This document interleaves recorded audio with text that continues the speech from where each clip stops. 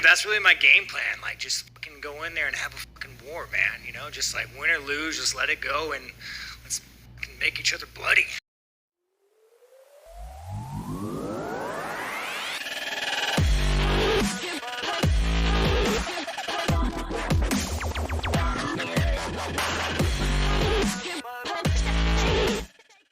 Welcome to Kyle Anthony's UFC Betting Show. I am Kyle Anthony, and welcome to the podcast. Welcome to the betting show for UFC Fight Night 200, Jack Hermansson versus Sean Strickland. We're going to talk about the main event. I've got a nice plus money prop there that I'm going to be talking about and breaking it down, as well as we are going to be talking fade of the card, and one that I think some of you guys may be tilting one way or the other way, but we're going to break that all down for you today. We're coming off a profitable evening 2 weeks ago. We did have Francis Ngannou as our 4% best bet play. That cashed in at plus 130. A nice performance from him there. I mean, now we're finding out all of these other things that went on in that before the fight, where he had, torn ligaments in his knee, and then there was some kind of texts about him being sued and getting a text just as he's going to the event. So a lot of crazy things happen. It just shows how really special Francis Ngannou is, and just the evolving of what he's become and how he really is the man and the baddest man on the planet. So he goes out there and gets us the cash in right there at UFC 270. And I'm actually going to be trying to make the show a little bit quicker. Today is my birthday. I'm looking to go out, have some fun, enjoy myself. Yes, this past weekend, I was in Atlantic City for a couple nights, and then a week from today, I'll be in Punta Cana for a week, so I'm excited. I got some fun things going on. I'm definitely going to be, posting a lot of stuff, videos, and that kind of stuff out in Punta Cana, so if you want to follow me on Twitter, that's at Kyle Anthony UFC. You can check some stuff out over there. And right now, I do have my client play package that's up. I've got 3 plays up right now. And I'm looking at a 4th one right now that I actually am kind of seeing where the line kind of moves there. But right now I've got 3 plays, some nice plus money plays in there as well. So really excited to talk about this. We've got now the main event, and let's dive into it here. We've got Jack Hermansson versus Sean Strickland here. Now you've got Sean Strickland, looks like he's about a minus 225. And you've got coming back on Hermansson is plus 180. So Strickland minus 225. Hermansson plus 180. So what we do is we always do on the show is we break down 3 fights for each fighter, see what we see if one fighter can expose the other fighter, and if the line makes sense to place a wager. So today we're first going to jump in on Jack Hermansson plus 180. First thing we're going to talk about here, 3 fights ago, he fought Kelvin Gastelum. Now this was a fight here where really, Gastelum has really kind of had a bumpy road. After the Bisping knockout, it just really is not settled in. He's smaller for the division there, but he does have the power. And this was just a kind of an awkward fight for Gastelum, to be honest with you here. That he kind of went out there, and right away you did see that a quick push forward from Hermansson. Hermansson was trying to quickly look for the takedowns, but then you did see that Kelvin kind of started to push forward a little, kind of start to land some shots, but a little bit of moving back and forth. The crazy part of this is really when Jack went for that first takedown. And that's really going to be his path. Obviously, it's going to be a path for him on Saturday night as well. Ground and pound, grappling, looking to really kind of, find a submission. He went for a takedown, and really brilliantly, you saw Kelvin Gastelum kind of reverse it and actually put Jack Hermansson on his back on that first takedown attempt, which is very telling, but also it was a great move by Gastelum. But the weird part of this fight was that Gastelum was on top, kind of landed a couple shots, and you did see, Hermansson's trying to, get a heel hook. He's trying to, find the submission a little bit. But for some reason, when Gastelum got up and was cleared and could have easily backpedaled, he dove right back into the guard of Hermansson, that's where Hermansson wants to be. Hermansson does not have good takedown success rate, very low, and now you get back into his guard where it's really where he wants to be, whether he's on his back or on top. He loves to be on the ground. He really excels in those situations, and right there you did see that, Gastelum tried to get back up again a second time, grabs the leg, gets a heel hook, gets the finish, and Hermansson gets the victory. A weird fight, a very quick one. I think it was within the first minute, but Hermansson goes out there and gets the victory. 2 fights ago, he fought Marvin Victori. Now, this was a fight here that was really interesting because I really give a lot of respect for just the overall grappling ability of Victori. And now Vittori's known for this kind of goofy, kind of, wacky guy where, some of the dumb things he says, and he just kind of, he kind of seems like he's not all there sometimes. But he goes out there and he really showed his grappling ability, his wrestling ability, his scrambling ability, his takedown defense. He really fought very well in a 5-round, really hard fight. And this was one here where early Jack was, again, same kind of thing, looking to pressure, looking to cut the distance, looking to get the takedowns. And as he was pressuring forward and that's really been his thing. Even against Cannonier, you saw, Hermansson just push forward and look for these takedowns. And sometimes that gets him in trouble because he's just looking to level change and guys are starting to throw shots at his head. So there's been opportunities where guys have found opportunities to counter against him. But right away, that's what happened in the situation here. Victori landed a shot, dropped Hermansson, got on top of him, found success there for the round, and really the first 2 to 3 rounds were pretty much all Victori really just level chain, defending, finding opportunities. Again, it was just a relentless push for takedowns from Hermansson, but I just was really impressed by spots, even where Hermansson had top control. Victori, nice reversal, I think it was that second round, nice reversal, found top control, and then it started to look like late third into fourth was going to be where you were going to have Victori.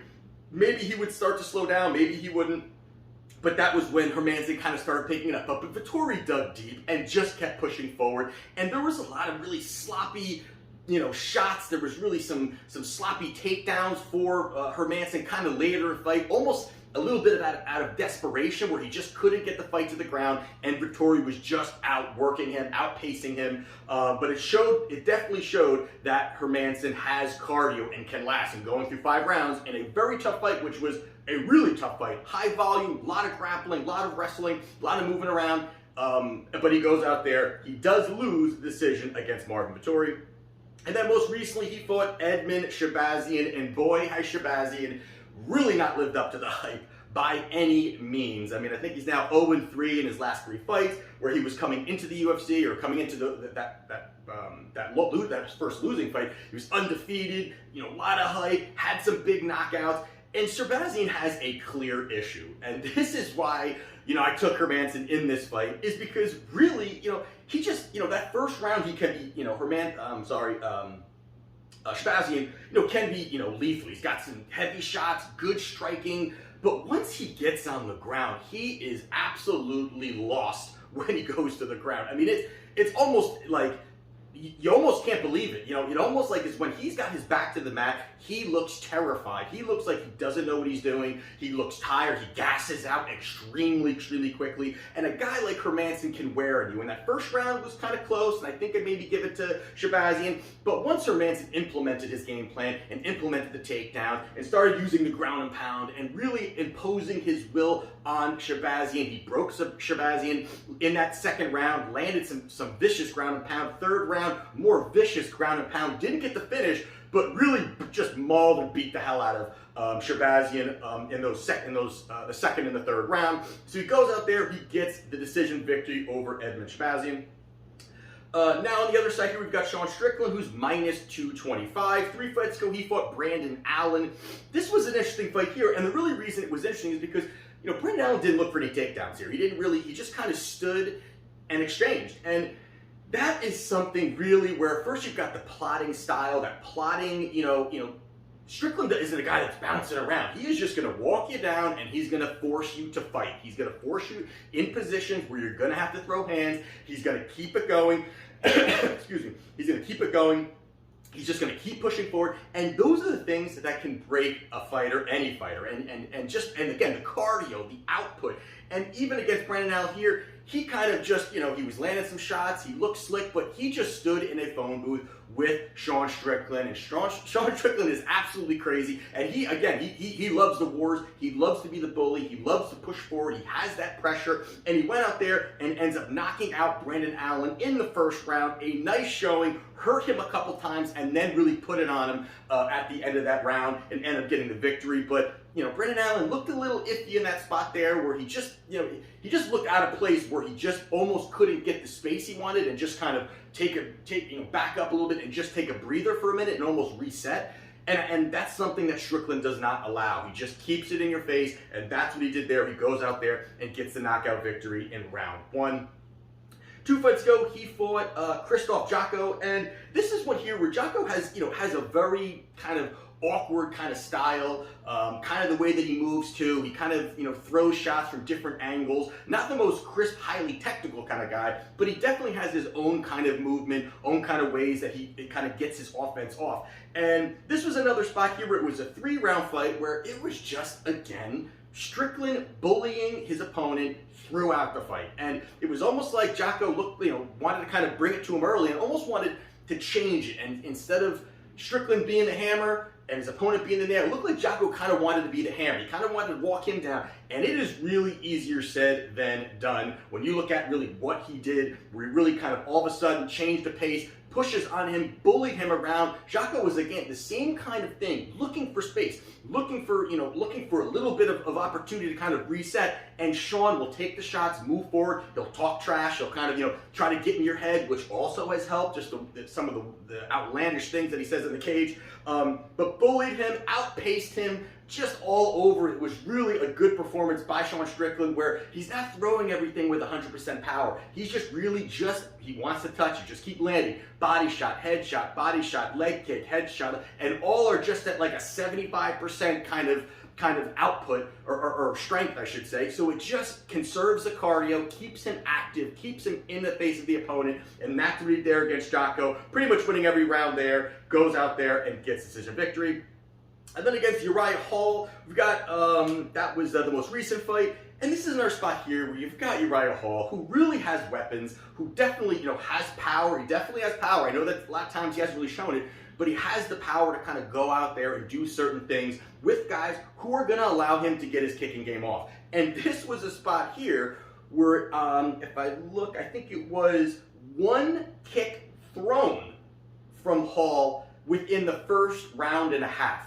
And really the big reason is because, again, Strickland did the same game plan that he does with everybody, is move forward, get in your face, have you kind of on your back foot the entire time, pressure, keep volume, and you saw that Hall kind of, Hall wanted the space. Again, he's a kickboxer, and the best way to smother someone who's really got a high-level kicking game is smother it. Have them on their back foot. They can't get those kicks off as they're backpedaling. That's what Strickland did. He kept it in his face, winning every round. I mean, just the way that he fought here, I thought was, again, another showing of just Strickland has the same game plan. And it's almost like, it's really kind of tough, I think, for guys to be able to say, all right, I'm going to fight this guy in the phone booth also. I'm going to go toe-to-toe. A lot of guys don't want to do that. They don't have the cardio. They don't want to stand and bang with them. And then that's kind of where he's able to kind of break them moving into the fight. And pretty much there, too, although it was an easy decision victory for Sean Strickland, Hall lasted, but Hall had nothing. I mean, it was almost like he had, later in that fight, he really had nothing. The output was low. Everything was kind of low. And it was just all Sean Strickland. He goes out there and wins an easy decision victory. Now, with that being said, obviously you've got on the one side Jack Hermansson. He's got the great ground game. He's got good pace. Great ground and pound as well. He's the kind of guy that can kind of get in your face. He's relentless with the takedowns, and he's gonna submission hunt at any point. He's gonna keep submission hunting whether he's on his back, whether he's on top, wherever he is, even standing. He's looking to kind of latch onto a limb and get you to the ground.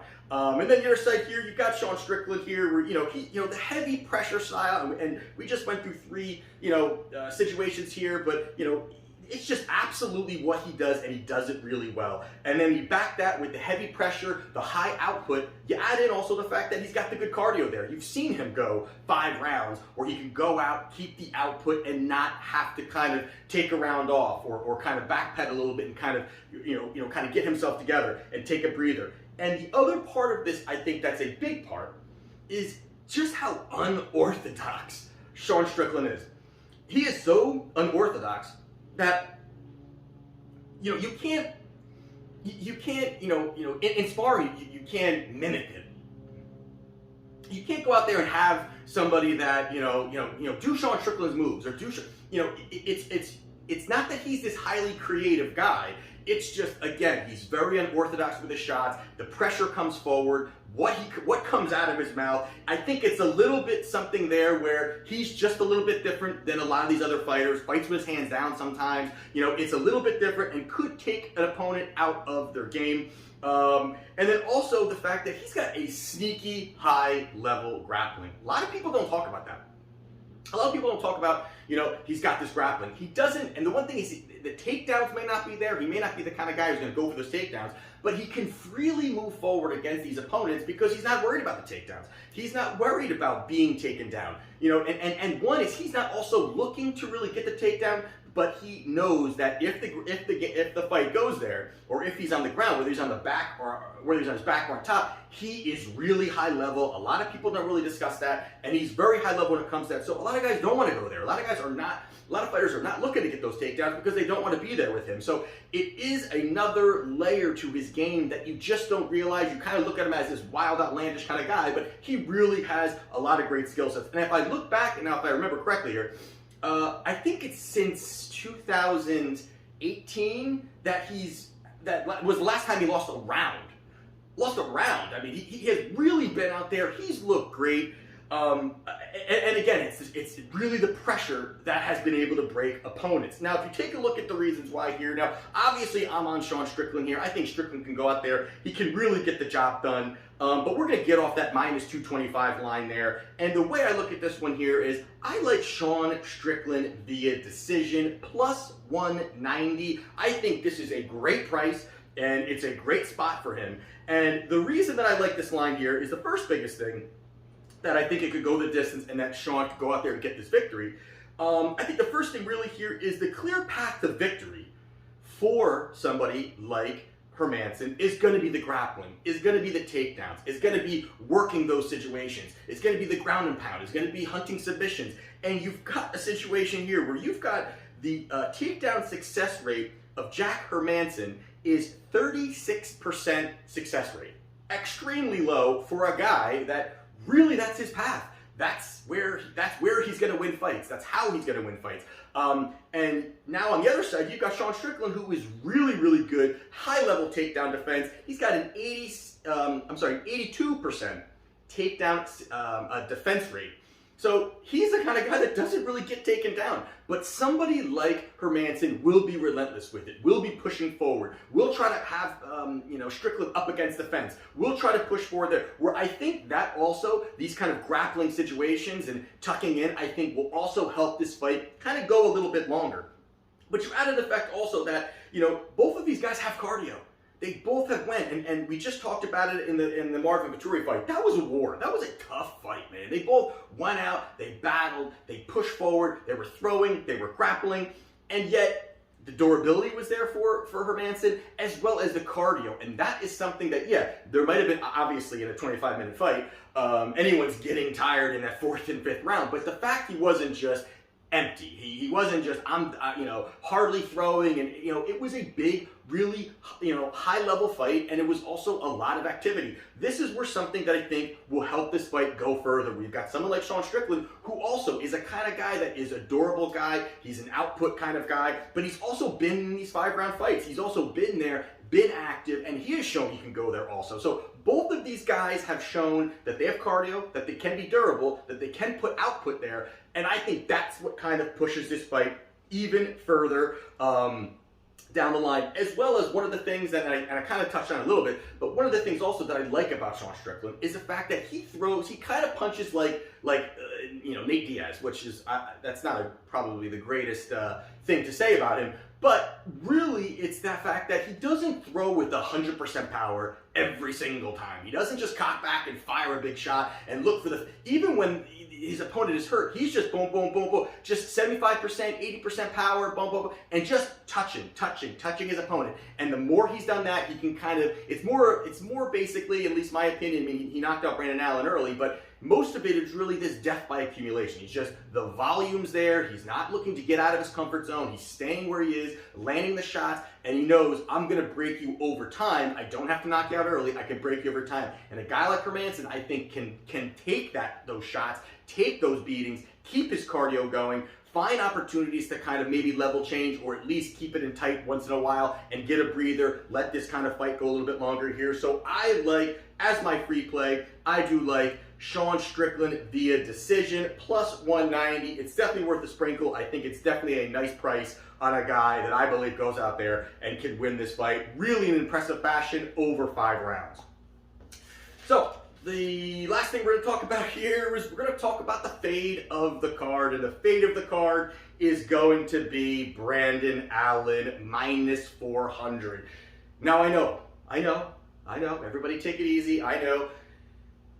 He's fighting Sam Alvey. Now, I know that's bad. I know. Listen, we talked about it on Twitter a little bit with a bunch of you guys. We were kind of, joking around. Are we taking Sam Alvey? That was one of my New Year's resolutions. Do not bet Sam Alvey at any kind of plus money. The guy's on a 6-7 fight losing streak. He's looked bad in certain spots. He's been tight, some tight fights in certain spots as well, but got the loss. But here, I mean, the first thing here is this line is wide.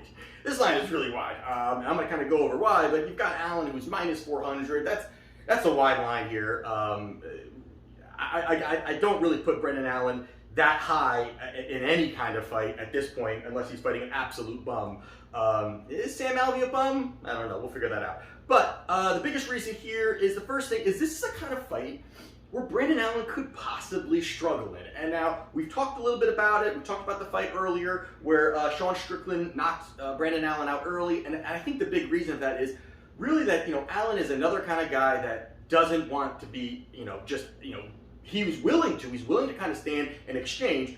But he's kind of person where, if somebody's getting in his face just throwing punches, if for some reason throws him off. He wants a little bit of grappling in there. He wants some space. He wants to boom, boom, boom, kind of move back. He wants some space. Now, the big issue here is that Sam Alvey has been known to have very low output. Sometimes he could be just, no activity. And that's how he kind of has lost some of these close fights, is because, he can land 1 or 2 nice shots in a round, and he just doesn't keep going. He kind of just backs up a little bit and kind of allows his opponent to chip away on that round and then win the round. And maybe he had a big moment, or maybe kind of landed one nice shot, because Sam Alvey does have some heavy hands. He can knock out some opponents, or he can at least hurt them as well. But the activity, I think, is what is the only big worrisome part on Sam Alvey's side. But the big thing here also is that Allen in his last fight was against Chris Curtis, and Allen was a minus 340 against Chris Curtis, and this was a spot here where Curtis kind of did the same thing that Sean Strickland did: move forward, throw punches, stay in your face, defend the takedowns, stay in your face. And again, this is another situation where Brandon Allen is pretty much, kind of like Jack Hermansson in a way, where you're talking about takedown opportunities, takedown success rate, and they're both very close in the same spot. You've got Brandon Allen, who's 38% takedown success rate, another low success rate for a guy that wants to be on the ground. And it just really hurts his paths where he can't get these guys down. And Chris Curtis, as he's attempting, landed some big shots. Early, I think there was maybe a kind of a takedown, but Curtis got up pretty quickly. And that is the things where I think is kind of fits in a little bit more to Sam Alvey, where Sam Alvey can defend some takedowns, and then he's going to look to kind of fire one or two of these big shots. And you add in the fact also that Brandon Allen has been knocked out a couple times, and is his chin iffy? Is he more susceptible to these shots? Because if he is, Alvey could land the big shot, hurt him, and that is something you can definitely kind of see happening when they're going in there. And again, I just think this line's too wide. The big question here is, are we betting Sam Alvey? Now, we can talk about that, on Twitter, at Kyle Anthony UFC, or down in the comment sections on YouTube, whatever it is. I want to know what you guys are going to be taking. But for me here, I mean, if anything, it's a sprinkle. I mean, again, I said I would not be betting Sam Alvey at plus money, or pretty much betting Sam Alvey at any point. It's just, for some reason, when Sam Alvey has a plus number next to his name, it almost doesn't matter who the fuck he's fighting. People want to bet him. And again, the only thing here is this is a kind of fight that I could see Brandon Allen losing. And again, minus 400 is just way off to me. Even if Allen goes out there and wins, 3 rounds or whatever it is, it's just way too big of a number. So it is a dog or pass, but for me, it definitely is my fade of the card. Brandon Allen, minus 400. tread lightly in your parlays if you're going to be adding him. So those are my free plays for UFC Fight Night this Saturday. And if you want to check out my client plays, link down in the description. Again, I've got 3 plays up right now, 3 client plays, and then I'm probably going to be adding a 4th one. So we're going to see. I'll be probably up the next day or so. And that's it. I'm going to go enjoy my birthday. I'm looking forward to next week at Punta Cana. It's going to be awesome. I can't wait to share with you guys. So that's it. And this is Kyle Anthony's UFC Betting Show, and I'll see you next time.